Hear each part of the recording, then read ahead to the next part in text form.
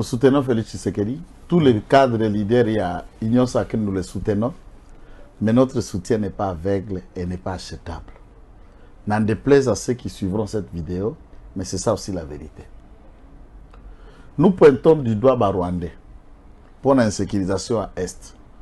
Mais plusieurs rapports ont démontré que dans le territoire de Beni, dans les alentours de Rubero, ou encore de Butembo, les groupes armés qui agissent avec la signature des ADF Nalu n'est rien d'autre qu'une fabrique 100% Nande. Et les Nande tuent, les Nande agressent, et ils sont tous, 80% des leaders, hommes d'affaires Nande et politiques, ont chacun ces groupes armés. Dans les 200 dont il a fait allusion, Julien Paluku est un patron de groupes armés militaires là-bas, à Rubero. Honorable Bindoule Crispin a un groupe armé dans l'Est. À contraire des précisions. Boussanyam, peu importe il en a. Est-ce que de peste non violent, tout ça la lutte armée. Il y a un individu, matiki ba armé na côté ba jisaka kuna ponae na ba carré minier. Je ne pas encore parler de carré minier, je parle des groupes armés. Boussanyam aussi en a. Celle qui n'avait pas de groupe armé de manière directe, c'est Moïse Dozangi.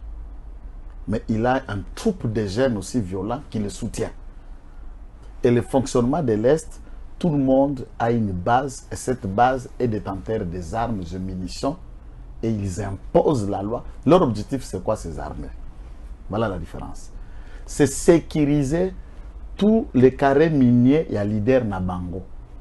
Orienter l'exploitation de l'or et de minerais et conduire les convois dans le point de ravitaillement et de vente à minerais. Et ces hommes armés travaillent pour Julien Paluku depuis des temps. Julien Paluku était Motona Maïna Mwindozang, tout le monde le sait. Pour Mboussa Nyamwisi, ce n'est même pas un secret, tout le monde sait que cette branche armée s'appelait même RDC, RCD KML. Ce n'est même pas une question. Et toutes ces bandes-là sont les Ndande qui sont différents dans chaque là où ils sont. À Rubero, tout le monde sait que Julien Paluku est détenteur de groupes armés. Avant 12 ans comme gouverneur, il s'est enrichi à l'opulence et c'est un homme millionnaire. Les autres disent même que je calcule très mal, il doit être milliardaire. A créé un rien du tout, mine de rien, un certain Chaline Zanzouka Sivita, ne représentant rien que juste un petit de course qui était dans son cabinet quand lui était gouverneur. Il met des millions, il fabrique et celui-là est devenu gouverneur de province. Et l'autorité morale de la province du Nord Kivu, Julien, puisqu'il a la même mise, le gouverneur a outé Panaï.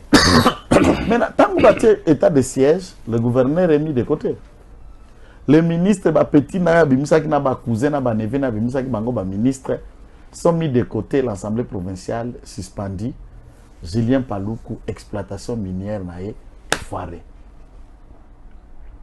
L'objectif qu'il avait sur la même mise, il ne peut pas avoir la même mise sur Constant Dima, puisque c'est un militaire, il n'est pas politicien. Il est mis à mal.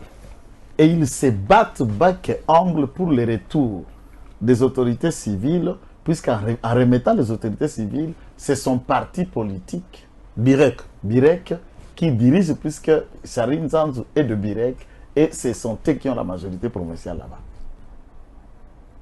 Ce n'est que tactique politicienne et d'intérêt d'exploitation minière qui n'a rien à voir avec une conviction politique.